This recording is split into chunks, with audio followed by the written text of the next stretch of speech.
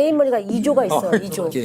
게임머니 2조가 있는데 실제로 벌 수 있는 200만 원을 포기하고 게임을 하는 이런 상황은 어떤? 그리고 멘트까지 나 2조 있는 여자야. 내가 200만 원 무슨 200만 원을 얘기하고 있어? 나 2조 있는 여자야. 네. 그런 건 어떻게? 그때 제 주변에 그런 친구 한 명 있었는데 그런 건 어떤 거예요? 그런 경우는 현실 검증력이 떨어진다고 볼 수 있죠. 따로 오신 겁니까? 네, 이거 좀 어떻게 갈아입고 뭐 좀 준비하고 오려고 했는데 지금 너무 시간 이게 바트에 끝나가지고 바로 그냥 오게 됐습니다. 감사합니다. 예. 편안하게 즐겨보시듯이. 오늘 상담 좀 받아야겠네요. 아니 우리 교수님이 정말 대단하신 게 서울대 소아청소년 정신과 교수님이시고 네. ADHD 또 자백 스펙트럼 요즘 또 아이들 되게 많다고 하는데 많대요. 이 발달 장애 분야의 최고 권위자세요. 아이고야. 스스로한테 다정하게 대해주시길 바라요. 아니 진짜 연예인보다 더 만나기 힘든 분인 게 진료 예약만 무려 3년이 걸리는 내일 예약을 걸어도 29년에 만날 수 있는 분이신 거잖아요. 그렇죠, 그렇죠. 와. 하루에 몇 명 정도 진료를 봐요? 하루에 의뢰 한 대략 한 40에서 50명인데요. 그렇게 많이 보시는데도 3년이 기다려요. 아침 9시에 시작해서 한 오후 3시나 3시 반쯤 끝나고요. 와 진짜 바쁘시다. 오늘 같은 경우도 사실은 제가 좀 이 녹화 때문에 좀 조절하려고 했는데 실패했습니다. 근데 교수님이 옥탑방 여기 오시기 전에 걱정을 되게 많이 하신 게 사전에 제작진을 만나서 되게 하소연을 많이 하셨다고 들었어요. 어떤 걱정을 하셨어요? 이게 제가 주로 담당하는 게 이제 ADHD, 자폐증, 또 발달 장애 그리고 이제 사춘기의 또 청소년기의 여러 가지 또 위험한 상황들 이런 걸 다루는 주로 의사다 보니까 좀 불편하시죠. 민감한 주제잖아요. 사실 그렇죠. 발달 문제라고 하는 게 그래서 그런 걸 좀 걱정했었고 또 하나는 제가 재미가 별로 없는 사람이에요. 그래서 노잼 뭐 이런 재미를 말하는 건 없어요. 네. 웃기는 건 또 이런 또 애들이 또 많이 웃겨주고. 이런 애들이요. 얼굴 보시면 알겠지만 이미 좀 웃음 많이 책임지고 있거든요. 저희 저희가. 깔깔이 전문입니다. 으쌰. 여기도 명의예요. 웃음 치료사들. 그 아동 청소년이면은 한 몇 세부터 몇 세까지 정도? 대개 출생 직후부터 시작해서 만 17세, 18세까지인데요. 8세까지? 네. 되게 넓구나 생각보다. 가장 많이 이제 오는 연령이 되게 영유아 때는 한 두세 살 때 그때 이제 초기 발달 문제 때문에 오시는 경우가 많고요. 자폐를 포함한. 그리고 이제 학령기 때 학교 적응이 어려움이 있을 때 오는 경우 많고 힘든 친구들. 또 최근에 또 청소년기 친구들이 많이 오고 있죠. 아니 근데 사실 이제 아이가 없는 이제 저 같은 사람한테는 좀 이게 생소할 수 있는 분야인데 교수님은 왜 그쪽 소아 청소년 정신과로 또 역사가 좀 긴데요. 네.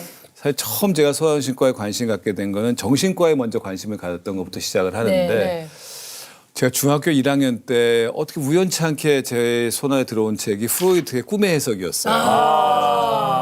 근데 그 책을 제가 이제 꿈의 해석이니까 저는 해몽집 같은 건 줄 알고 봤다가 너무너무 어려운 거예요. 무의식 얘기가 나오고. 근데 마침 그 시기에 프로이트의 일대기를 매주 일요일에 저녁 9시마다 10시까지 해준 거예요. 그런 프로가 있었어요? 그거에 제가 완전히 빠졌죠. 그러니까 제가 그 책을 어떻게든 이해하고 싶어서 막 노력을 하는데 안 되고 있다가 TV로 그 텔레비로 나오는 걸 보는데 너무 그게 저한테 울림이 있었던 거예요. 뭔가 이게 타이밍이나 이런 것들이 막 다다다다 맞았네요. 한 1년 동안 중학교 1학년 여름방학 그 전후 1년 동안이 저한테는 거의 결정을 지게 만들었습니다. 내가 앞으로 이걸 해야 되겠다. 와, 근데 프로이트에 빠지기 쉽지 않은데 이 나이에.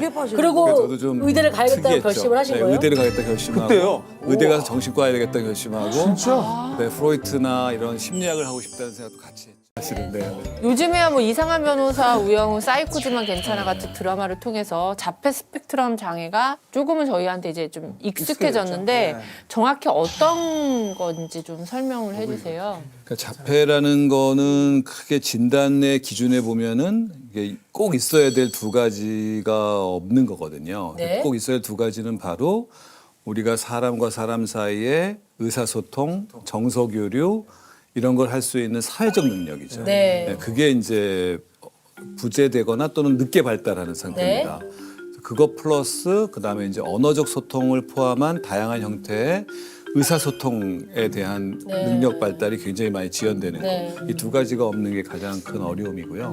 없어야 되는 게 있는 것도 있어요. 그건 뭐냐면은 특징적이고 반복적인 행동이 있습니다. 그래서 막 자기 얼굴을 친다든지 어떤 소리를 낸다든지 의미가 없어 보이는데 사실 의미가 있는 거거든요. 그 아이한테는 뭔가를 감정을 표현하거나 자기의 욕구를 드러내는 어떤 행동들인데 전달이 안 되는 거죠. 이런 거를 이제 자폐 스펙트럼 장애라고 하죠. 네. 근데 뉴스 보니까 최근에 그 자폐 스펙트럼 장애가 좀 꾸준히 증가한다고 들었거든요. 네, 많이 늘었습니다. 사실 2000년부터 2020년까지 한 20년 동안에 지금 한 4배에서 5배 정도. 아니 왜 갑자기 그렇게 늘어요? 많이 늘었네요. 일단은 늘어난 이유 중에 이제 좋은 이유도 있어요. 좋은 원인. 그건 뭐냐면 자폐에 대한 인식이 굉장히 확대된 겁니다. 그래서 사람들이 병을 알게 된 거예요. 어떤 건지는 예전에는 아이가 이상행동을 해도 맞습니다. 그게 왜 그런지도 모르고 병명도 없고 하던 것일 수도 있고. 네, 발견되는 시점이 대개 7세, 8세였어요. 네. 제일 첫 번째. 근데 지금은 발견되는 시점이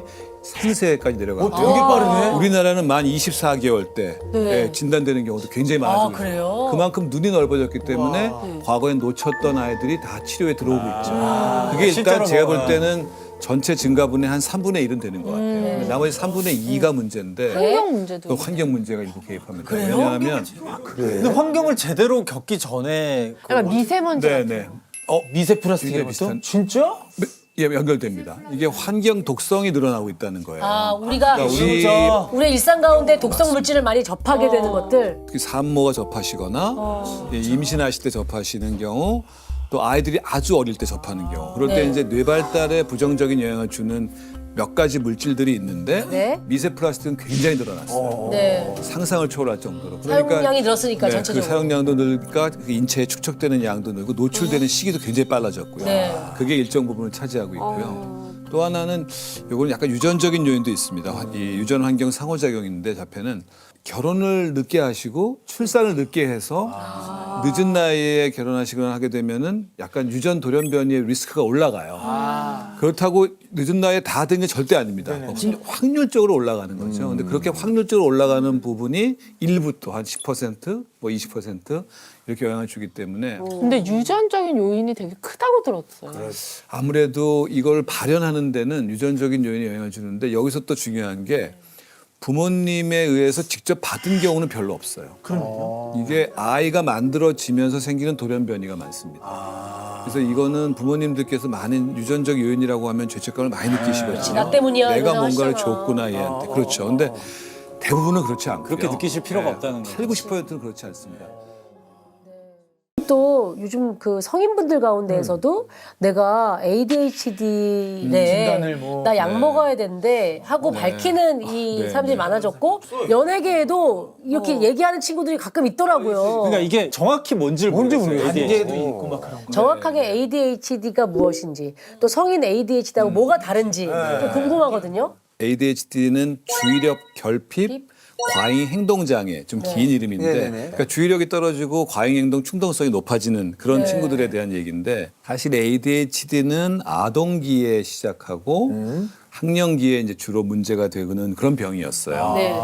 이 연구가 진행되면서 최근에 많이 발견되고 있는 것이 성인기까지 계속된다는 게 많이 밝혀졌어요. 그게 이제 성인 ADHD가 인식되게 되는 중요한 이유가 됐고요. 또 하나는 아동기 때 특별하게 주의력 문제가 발견되지 않거나 또는 놓쳤던 사람들 중에 청소년기 성인기를 넘어오면서 이제 사회적 과제가 생기잖아요. 네. 약속도 잘 지켜야 되고 그렇죠. 적절한 시기에 어떤 자기가 해야 될 일들도 있고 이런 것들이 이제 로딩이 걸리면서 그 어려움이 드러나기 시작한다는 거예요.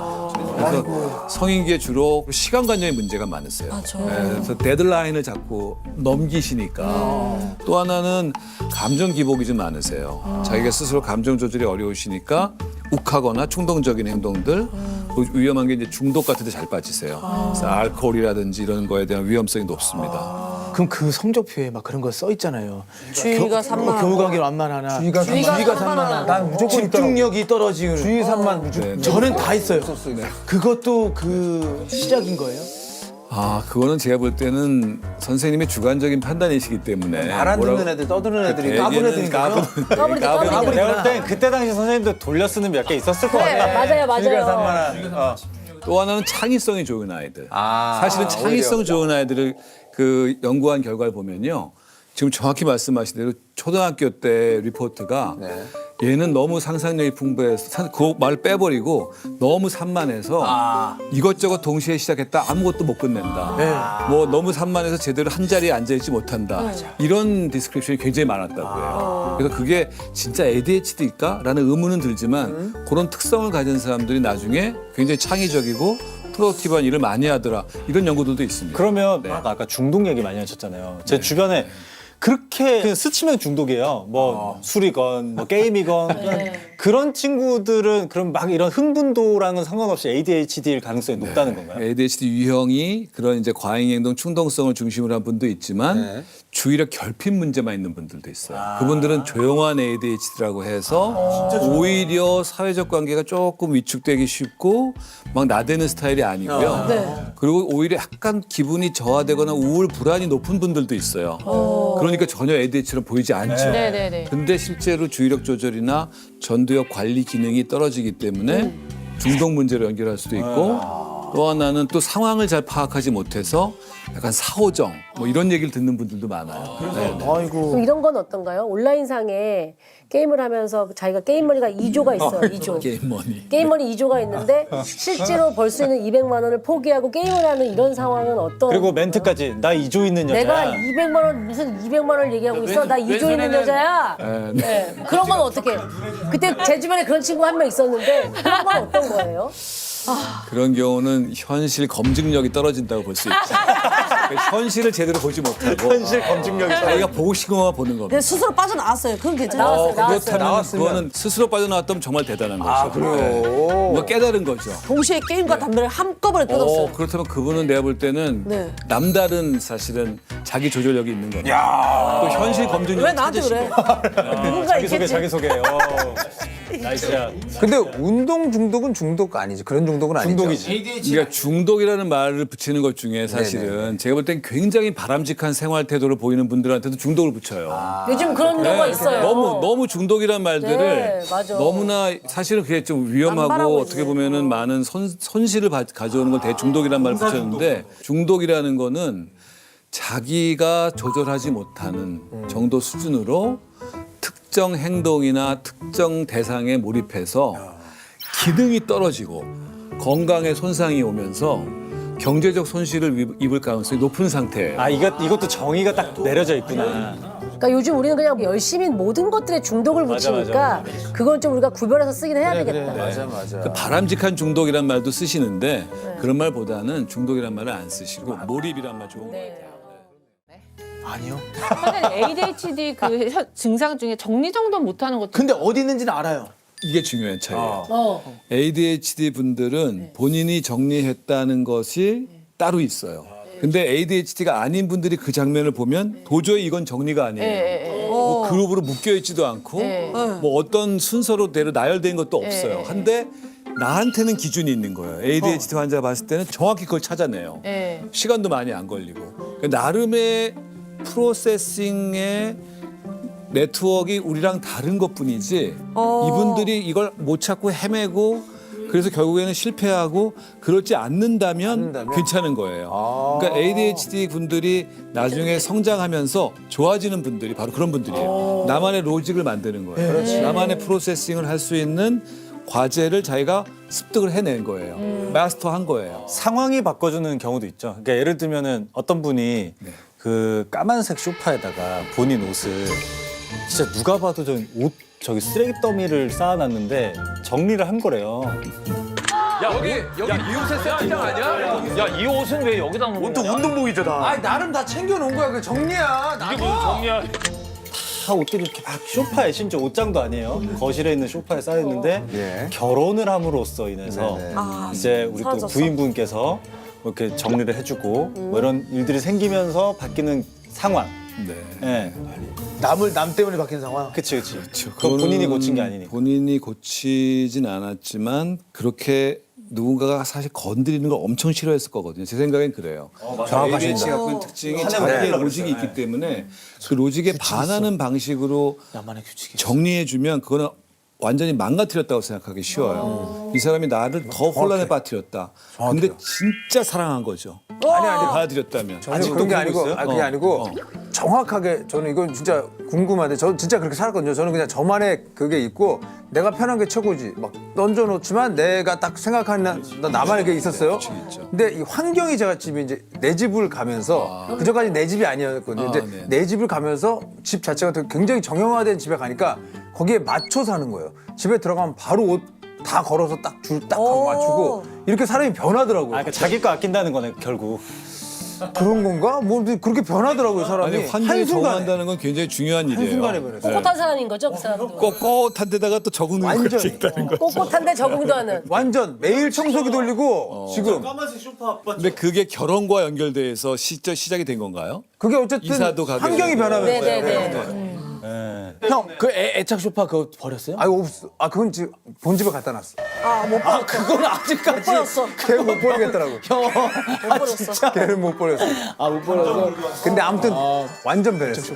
아니 제 주변에 진짜 멀쩡하게 한 40년, 50년, 50살 뭐 이렇게 되다가 갑자기 성인 ADHD 진단을 받으신 분들이 있어요. 그런 분들은 아 나 너무 잘 살아왔는데 그치? 갑자기 그런 병이 있다고 생각하니까. 근데 그분이 자세히 여쭤보면 잘 살아오셨지만 이런 거에 대한 뭐 실수 이런 걸 내가 제대로 해놓지 못한 거에 대한 뭔가 누군가에 대한 미안함 또 스스로에 대한 자책 뭐 이런 게 아마도 있긴 있었어요. 살면서. 네. 근데 그걸 이제 이분이 해결하기 위해서 도움을 받았고 도움을 받은 다음에 이제 그게 일정 부분 해결됐겠죠. 네, 아마도 그런 제가 또 보는 분 중에는 어른들 중년 분들도 많이 보거든요. 네. 오늘 변호사분들도 꽤 있어요. 그러니까 이분은 자기가 이제 그 로펌에서 일하면서 수임 사건이 적을 때는 약을 안 드셔도 되게 잘하세요. 근데 수임 사건이 벌써 2-3개만 돼도 네. 이게 막 헷갈리시는 거예요. 그럴 때 이제 꼭